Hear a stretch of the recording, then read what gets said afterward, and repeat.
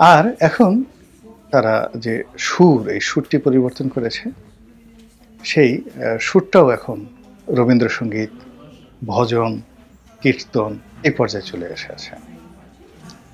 আপনারা যারা আওয়ামী লীগের পতনের পর ভারত বাংলাদেশের সম্পর্ককে লক্ষ্য করছিলেন, তারা প্রথমত দেখেছেন যে ভারতের মিডিয়া, রাজনীতিবিদ, তারপর এমনকি সরকারের কর্তা ব্যক্তি খুবই অবন্ধুসুলভ আচরণ চালিয়ে আসছিলেন।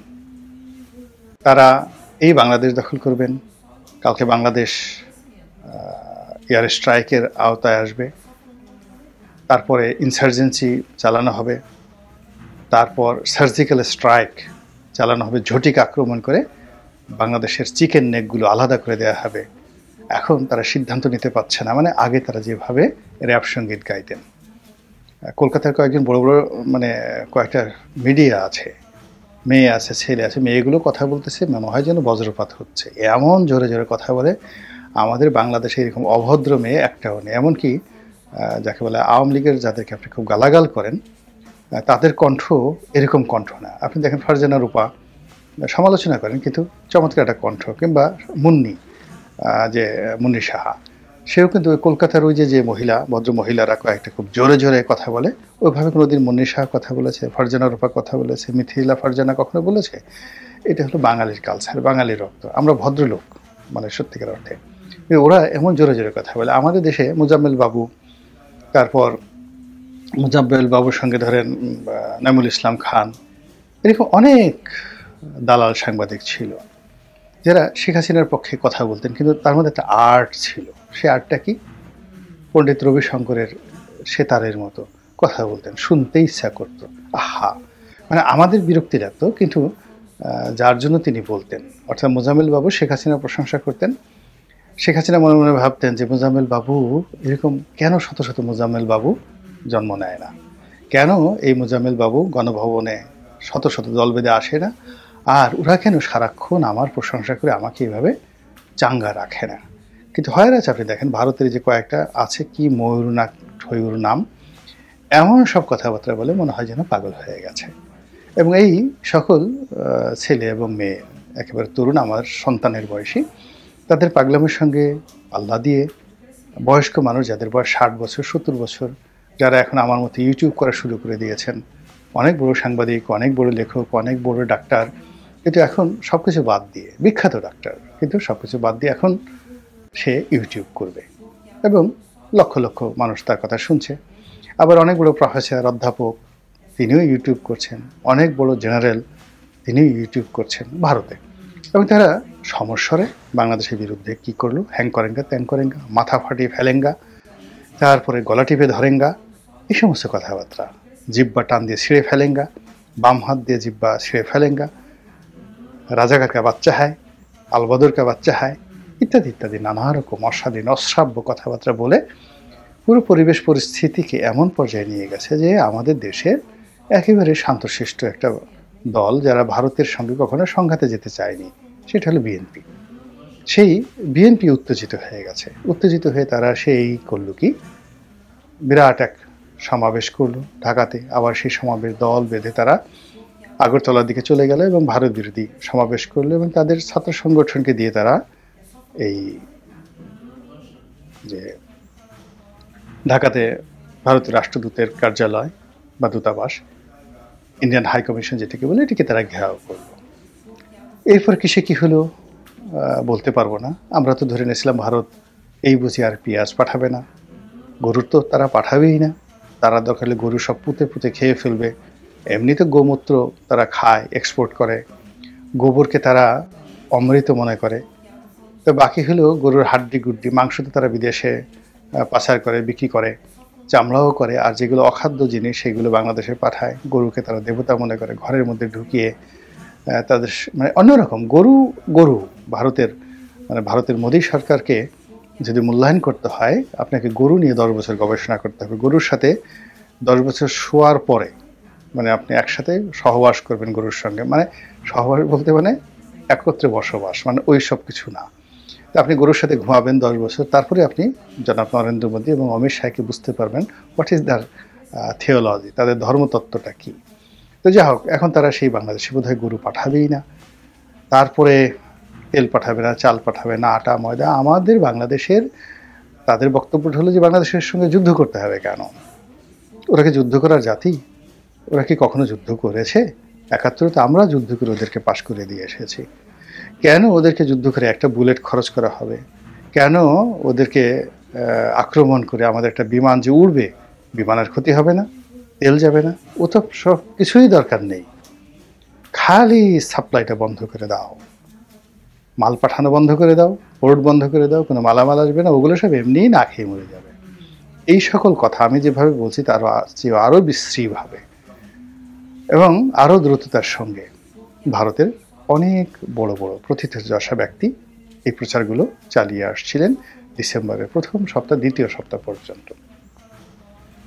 এরপর কি হলো, বাংলাদেশে সীমান্তে আমরা ভারতের গণমাধ্যম থেকে জানলাম যে আমাদের বাংলাদেশের সীমান্তে বিজিবি, পুলিশ এবং সেনাবাহিনী তারা যার যার মতো অবস্থানে বেশ একটা প্রস্তুতিমূলক অবস্থায় রয়েছে।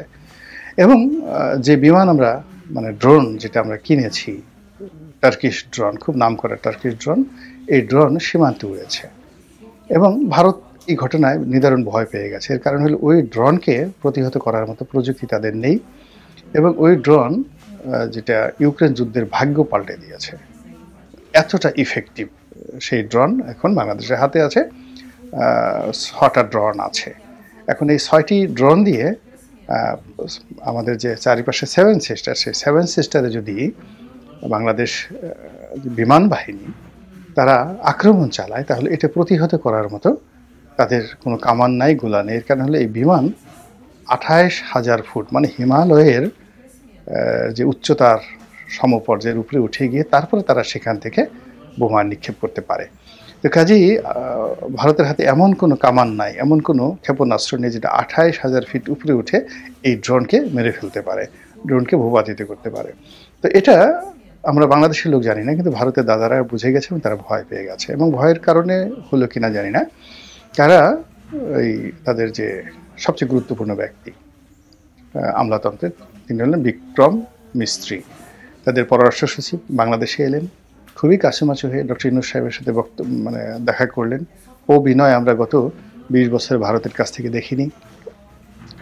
তারপর তিনি বাংলাদেশের পররাষ্ট্র সচিবের সাথে দেখা করলেন, পররাষ্ট্র উপদেষ্টার সঙ্গে দেখা করলেন, আর ঘণ্টা খানেকের জন্য তিনি নাই হয়ে গেলেন। সম্ভবত তিনি সেনাপ্রধান বা ক্যান্টনমেন্টের অন্য কোনো গোয়েন্দা এজেন্সির সঙ্গে আমাদের দেশে তাদের সঙ্গে আলাপ আলোচনা করে তারপর নিজেদের কথা সেখানে বলে গেছেন। এবং তিনি দিল্লিতে ফিরে যাওয়ার পর যেটি হয়েছে সেটি হলো তিনি পার্লামেন্টারি কমিটির জেরার মুখে পড়েছেন। পার্লামেন্টারি কমিটি মানে সেখানকার যারা সংসদ সদস্য, তারা বাংলাদেশের মতো বিনা ভোটে সংসদ সদস্য নন।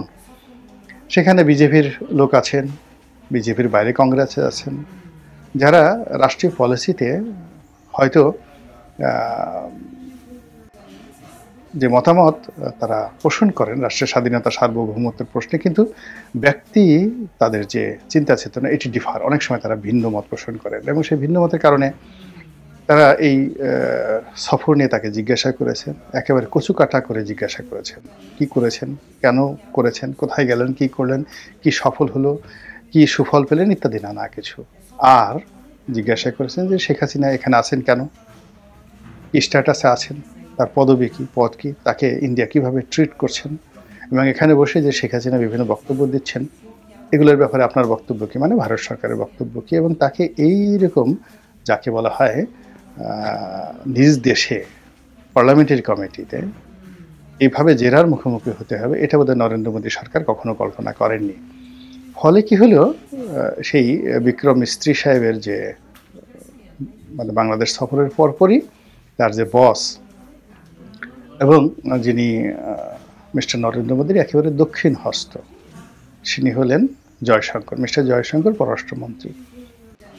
তো এই জয়শঙ্কর বাংলাদেশ নিয়ে বেশ কয়েকটি বিবৃতি দিলেন এবং ইতিপূর্বে তারা যেভাবে আমেরিকাকে বিক্ষুব্ধ করেছে, ইউরোপীয় ইউনিয়নকে বিক্ষুব্ধ করেছে, ইংল্যান্ডকে বিক্ষুব্ধ করেছে, বাংলাদেশের সংখ্যালঘু ইস্যু নিয়ে বিশ্বের যে সকল মানবাধিকার সংস্থা রয়েছে তাদেরকে বিক্ষুব্ধ করেছে, যে বাংলাদেশে হিন্দুদেরকে ঠিক রোহিঙ্গাদের মতো করে নির্যাতন করা হচ্ছে, এদেশের হিন্দুদেরকে তাড়িয়ে দেওয়া হচ্ছে, ঘরবাড়ি দখল করা হচ্ছে, স্ত্রীদেরকে কন্যাদেরকে ধর্ষণ করা হচ্ছে, বাড়িঘর পুড়িয়ে দেওয়া হচ্ছে এবং একেবারে একটা নিরপরাধ হিন্দু সন্ন্যাসী, তার নাম হলো চিন্ময় প্রভু, একেবারে নিরপরাধ ব্যক্তি, এই ব্যক্তিকে জেলে পোড়া হয়েছে এবং তার সঙ্গে অমানবিক আচরণ করা হচ্ছে, তাকে জামিন দেওয়া হচ্ছে না ইত্যাদি বিভিন্ন কথা বলে এই সাম্প্রদায়িক উস্কানিটা ভারতে তারা দিয়ে ফেলেছে এবং ওখানে আলটিমেটলি হিন্দুরা এই তাদের অপপ্রচারের কারণে বাংলাদেশের জনগণের বিরুদ্ধে প্রথম ভারতীয় সাধারণ জনগণ বিক্ষুব্ধ হয়ে উঠেছে। আপনারা যারা বেশ কয়েকটি ভিডিও ফুটেজ দেখেছেন যে কলকাতার সাধারণ জনগণ, আগরতলার জনগণ, শিলিগুড়ির জনগণ, তারা ওখানে বাংলাদেশে যারা পর্যটক রয়েছেন বা যারা বেড়াতে গিয়েছেন তাদের সঙ্গে খুবই খারাপ আচরণ করেছে, সন্ত্রাসী আচরণ করেছে এবং বাংলাদেশ হাইকমিশনে তারা যেভাবে আক্রমণ চালিয়েছে, এটি মূলত এই জয়শঙ্কর, এই বিক্রম মিশ্রি, তারপর এই যে ভারতের যে মিডিয়া এবং ভারতের হাসিনাপন্থী, আওয়ামী লীগপন্থী যে সকল ব্লকের লোক রয়েছেন তাদের প্রচার এবং প্রোপাগান্ডার ফলে তৈরি হয়েছে। ফলে এখন বাংলাদেশ অনেকটা পয়েন্ট অফ নো রিটার্নে চলে গিয়েছে এবং সেই নো রিটার্নে আমাদের কতটা লাভ লস সেটা বড় কথা নয়, যেখানে বাংলাদেশের প্রায় সব মানুষ হাসিনা বিরোধী হয়ে পড়েছে শুধুমাত্র এই 100 দিনের কর্মকাণ্ডে, ভারতীয় কর্মকাণ্ডের। এবং আওয়ামী লীগের যে অনেক লোক তারা হয়তো আওয়ামী লীগের কথা বলতে চায়, বঙ্গবন্ধুর কথা বলতে চায়, কিন্তু তাদের কারোরই পক্ষে ভারত আমাদের বন্ধু, তারপরে ভারত আমাদের উপকারী বন্ধু, ভারতের সাথে সম্পর্ক রাখা দরকার, এইরকম একটা কথা বুক ফুলিয়ে বলার মতো বাংলাদেশে কেউ নেই। এমনকি শেখ হাসিনাকে যদি এখন ঢাকাতে তারা পাঠিয়ে দেয় এবং শেখ হাসিনাকে দেখার জন্য যদি 1 কোটি লোক উপস্থিত হয়, সেই 1 কোটি লোকের মধ্যে যদি সে ভারতের প্রশংসা শুরু করে, সঙ্গে সঙ্গে সব লোক সেখান থেকে চলে আসবে। এই যে ভারত বিরোধিতা আগেও ছিল, কিন্তু গত এই 120 দিন এটা ক্রমবর্ধমান হারে এভাবে বেড়েছে, যার কারণে আমাদের যে জনমত, সেই জনমতটা অ্যাবসলিউটলি ভারত বিরোধী হয়ে পড়েছে। এখানে আওয়ামী লীগ, বিএনপি, জামাত কেউ নাই, ভারতের প্রশ্নে সবাই ভারত বিরোধী। এটা সম্ভবত ভারত বুঝতে পেরেছে এবং বুঝতে পারার কারণে তাদের গলার স্বর নরম হয়েছে, কণ্ঠ নরম হয়েছে, নতুন সুর বের হয়েছে। সেখানে সেই র্যাপ সঙ্গীতের পরিবর্তে ধ্রুপদী সঙ্গীত বাজছে। এখন দেখা যাক এই সঙ্গীতের যে মূর্ছনা, সুর মূর্ছনা, সেই মূর্ছনায় আমাদের ডক্টর মোহাম্মদ ইউনূস সাহেবের সরকার কতটা বিমোহিত হন। আল্লাহ আমাদের সবাইকে হেদায়েত দান করুন এবং হেফাজত করুন। আসসালামু আলাইকুম ওয়া রাহমাতুল্লাহি ওয়া বারাকাতুহু।